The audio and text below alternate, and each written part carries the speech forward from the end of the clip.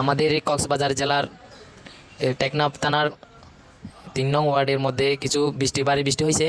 আর ভারী বৃষ্টিতে দেখতেছেন তো আপনারা এখানে আমাদের ঘর বাড়ি আশেপাশের সব বিল আর নদী নালা খাল বিল এগুলো সব পানিতেই তলিয়ে যাচ্ছে। আর দেখতেছেন এই ঘর বাড়ি কীভাবে আপনারা আর মানুষ কীভাবে কাজকর্ম করবে এগুলো নিয়ে চিন্তিত আছে।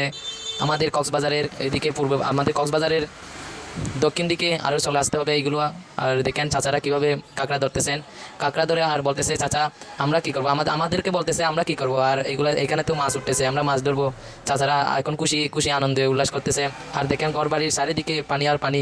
আমাদের সিলেটের মতো এখানেও কক্সবাজারে ভারী বৃষ্টি হয়েছে। আর বৃষ্টি হয়েছে কক্সবাজারের দক্ষিণ দিকে। আর দেখতেছেন টেকনাফের ওই পাশে টেকনাফের আমাদের এই টেকনাফের নাপ নদীতে দেখতেছেন আপনারা এখানে কত পানি আর তলিয়ে যাচ্ছে ঘর বাড়ি। আর মানুষ কীভাবে বলতেছে আমরা কি করব, আমরা কি খাদ্য কীভাবে তৈরি করব আর এগুলো বলতেছে।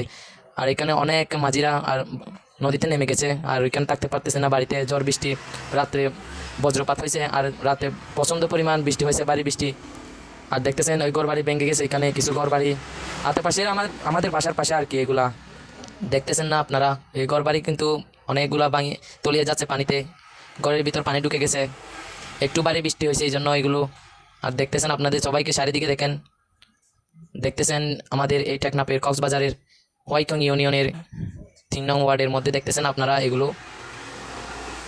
অনেকবারই বৃষ্টি হচ্ছে। এখানে ভারী বৃষ্টি হওয়ার কারণে অনেক মানুষ অনেক কিছু হয়ে গেছে। আর এখানে দেখেন ঘর বাড়ি চারিদিকের চন্ন বিচন্ন হয়ে যাচ্ছে ভারী বৃষ্টি আর রাতে বজ্রপাতের কারণে মানুষের আবহাওয়া একটু কম, মানুষ ঘরের বাহিরে হচ্ছে না। কিছু মানুষ বাহির হচ্ছিল, আবার ঘরের ভিতর ঢুকে গেছে পানি আর পানি।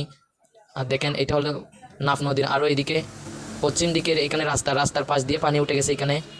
এইরকম আগে কখনো হয়নি এরকম ঘটনা, এখন ঘটে গেছে। কিছু ঘটনা ঘটার আগে এখানে দেখতেছেন আগে কোনো এখানে নৌকা চলাচল করতে পারতো না, এখন নৌকা চলাচল নিয়ে হাঁটাহাঁটি করতে হয়, নৌকা চলাচল করতে হয়, পানি বেশি হয়ে গেছে।